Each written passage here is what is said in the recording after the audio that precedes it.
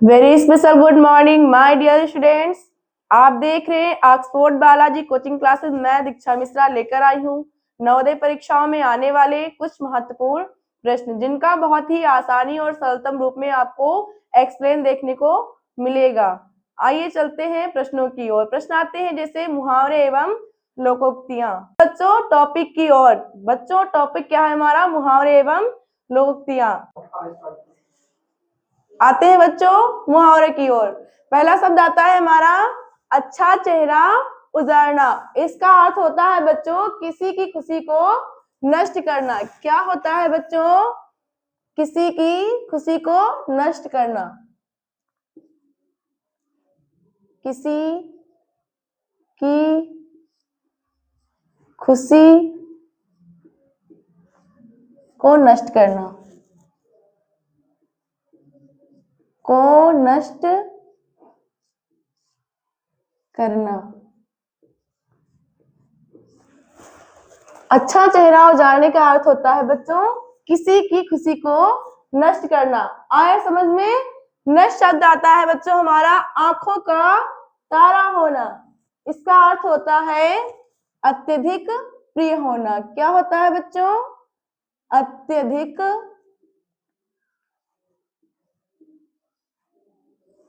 प्रिय होना।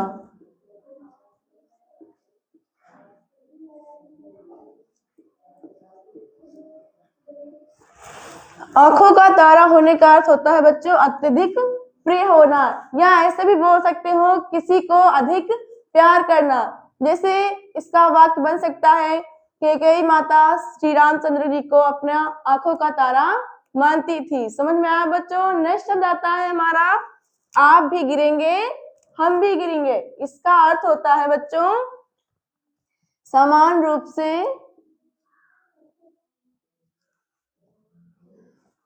सबको समान रूप से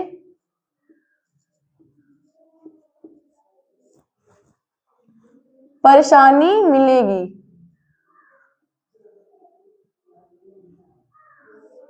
समान रूप से परेशानी मिलेगी।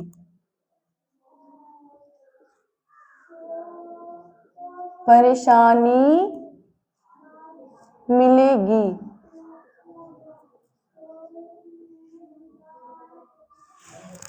आप भी गिरेंगे हम भी गिरेंगे। इसका अर्थ होता है बच्चों सबको समान रूप से परेशानी मिलेगी।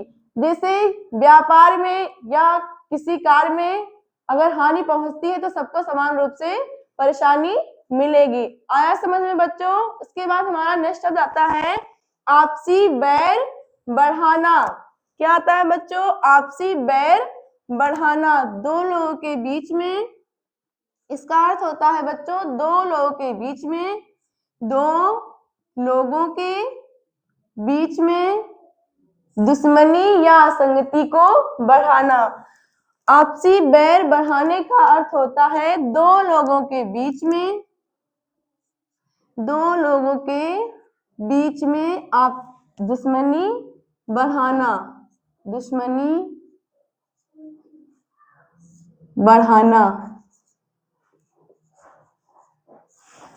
आपसी बैर बढ़ाने का अर्थ होता है बच्चों दो लोगों के बीच में दुश्मनी बढ़ाना। जैसे आप बोल सकते हो कि दो भाइयों के बीच में आपसी बैर बढ़ गया है, वे एक दूसरे से बात भी करना नहीं चाहते। आया समझ में बच्चों? उसके बाद आता है हमारा दूसरा शब्द अपने पैरों पर खड़ा होना। क्या आता है बच्चों? अपने पैरों पर खड़ा होना। इसका अर्थ होता है अपने आप में स्थिर रहना। क्या होता है बच्चों? अपने आप में स्थिर रहना। अपने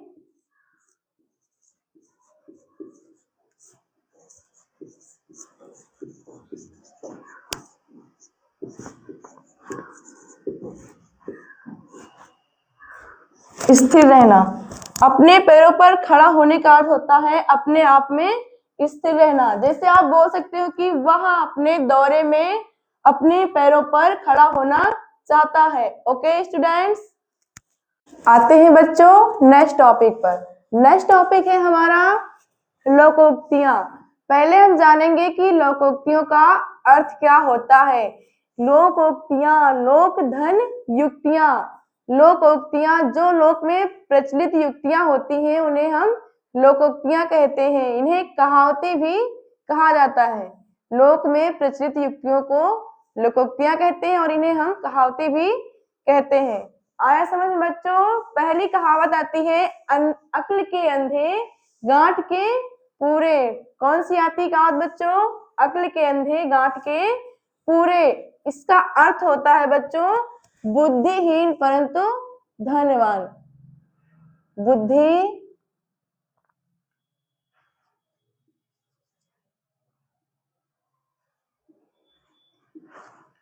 बुद्धिहीन परंतु धनवान।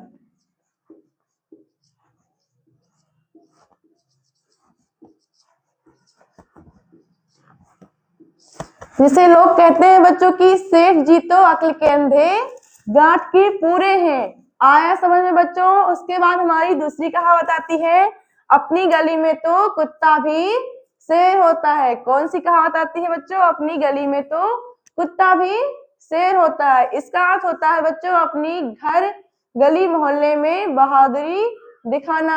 इसका अर्थ होता है बच्चों अपने घर गली में बहादुरी दिखाना। अपने घर गली में बहादुरी दिखाना।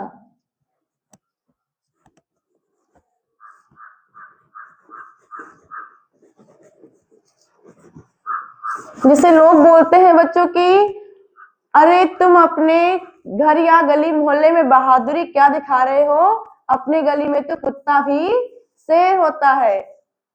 ओके स्टूडेंट्स, आते हैं नेक्स्ट कहावत पर। नेक्स्ट कहावत है हमारी अपनी पगड़ी अपने हाथ। इसका अर्थ होता है अपनी इज्जत अपने हाथ होती है। अपनी इज्जत अपने हाथ होती है।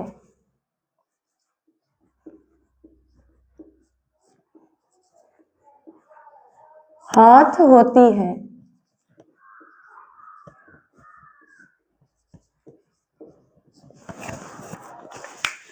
जैसे लोग बोलते हैं कि दो व्यक्ति आपस में बात करते हैं तो कहते हैं कि आप यहाँ से चले जाइए क्योंकि अपनी पगड़ी अपने हाथ होती है, अपनी इज्जत अपने हाथ होती है। ओके स्टूडेंट्स, आते हैं नेक्स्ट कहावत पर। नेक्स्ट कहावत है हमारी अपने मुंह मियां मिट्ठू बनना। इसका अर्थ होता है अपनी प्रशंसा स्वयं करना।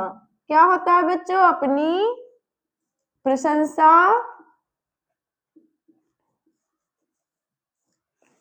स्वयं करना।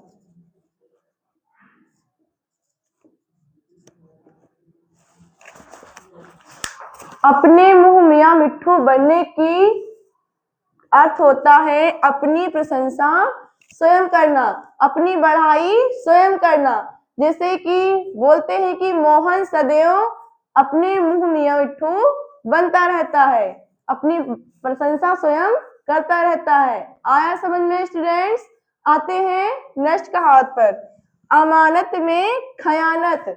क्या है बच्चों? अमानत में खयानत। इसका अर्थ होता है किसी के पास अमानत के रूप में रखी हुई वस्तु को खर्च कर देना। किसी के पास अमानत के रूप में रखी हुई वस्तु को खर्च कर देना। अमानत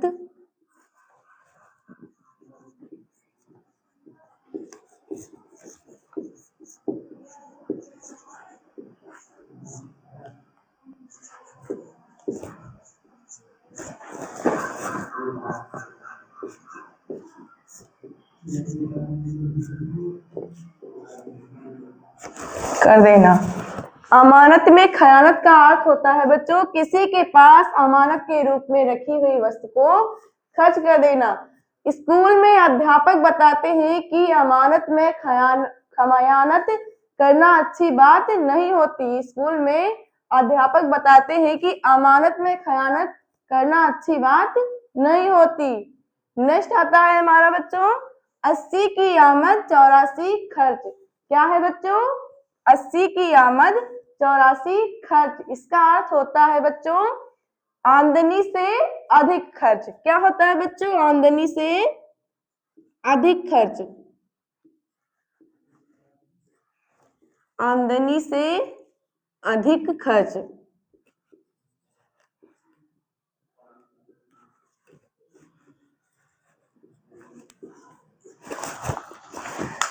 अस्सी की आमद 84 खर्च। इस कहावत का अर्थ होता है आमदनी से अधिक खर्च। जैसे लोग बोलते हैं कि राजू की तो 80 की आमद 84 खर्च है, राजू की तो 80 की आमद 84 खर्च है, इसलिए उसके वेतन से घर का खर्च नहीं चल सकता। क्या बोलते हैं बच्चों? राजू के तो 80 की आमद 84 खर्च है, इसलिए उसके वेतन से घर का खर्च नहीं चल सकता। आया समझ में बच्चों? Okay student. दूसरा शब्द है बच्चों आपकाज महाकाज। क्या है बच्चों? आपकाज महाकाज। इसका अर्थ होता है अपना कार्य स्वयं करने से ठीक होता है। इसका अर्थ होता है अपना कार्य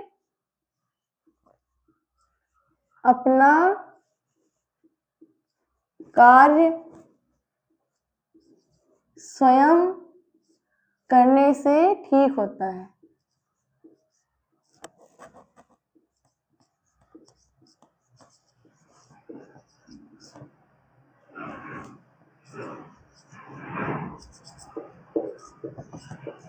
होता है।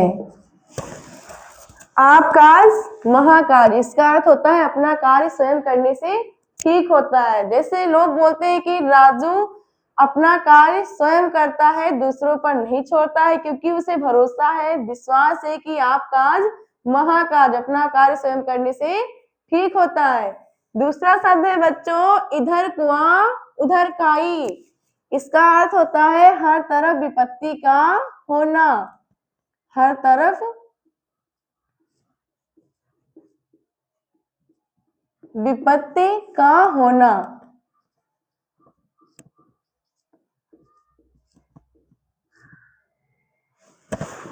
इधर कुआं उधर खाई। इसका अर्थ होता है हर तरफ विपत्ति का होना। जैसे बोलते हैं लोग कि कहने में या बोलने में भी बुराई है और ना कहने बोलने में भी बुराई है, हमारे लिए तो इधर कुआं और उधर खाई है। आया समझ में बच्चों? नेक्स्ट शब्द आता है हमारा नाक के सीध में चलते जाना। नाक के सीध में चलते जाना। इसका अर्थ होता है अपने काम में लगे रहना। अपने काम से लगे रहना या अपने काम से काम करना। अपने काम से काम करना। अपने काम से काम रखना। ऐसे भी बोल सकते हो अपने काम से काम रखना।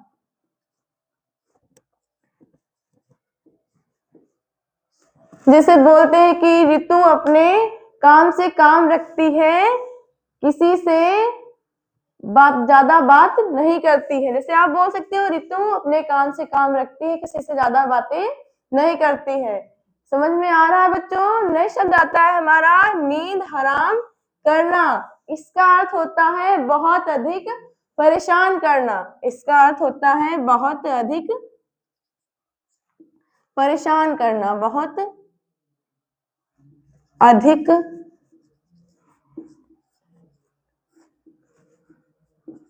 परेशान करना।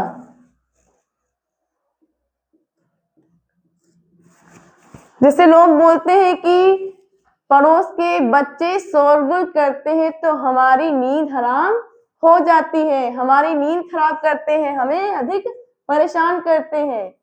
आया समझ में बच्चों? दूसरा आता है अंत भले का भला। इसका अर्थ होता है अच्छे का परिणाम अच्छा ही होता है। इसका अर्थ होता है बच्चों अच्छे का परिणाम अच्छा ही होता है। अच्छे का परिणाम अच्छा ही होता है।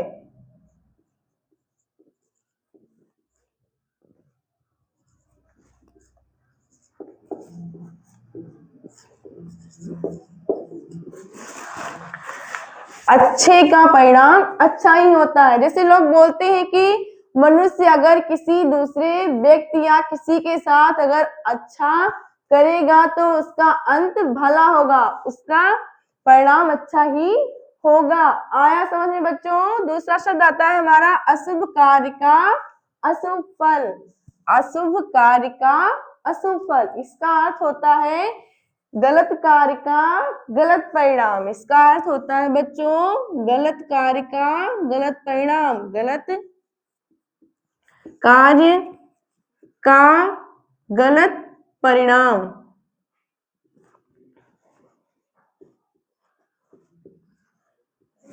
गलत परिणाम, अशुभ कार्य का अशुभ फल, इसका अर्थ होता है गलत कार्य का गलत परिणाम। जैसे लोग बोलते हैं कि अगर आप बुरी संगत में पड़ोगे या बुरी संगत के लोगों का साथ करोगे तो उससे क्या होगा? गलत परिणाम निकलेगा, आप भी बुरी संगति में पड़ जाओगे। इसलिए हमें अच्छे लोगों के गुण अपनाने चाहिए, संगति में रहना चाहिए। समझ में आया बच्चों? ओके स्टूडेंट्स, मिलते हैं आपको नेक्स्ट वीडियो में नई जानकारी के साथ। तब तक के लिए नमस्कार।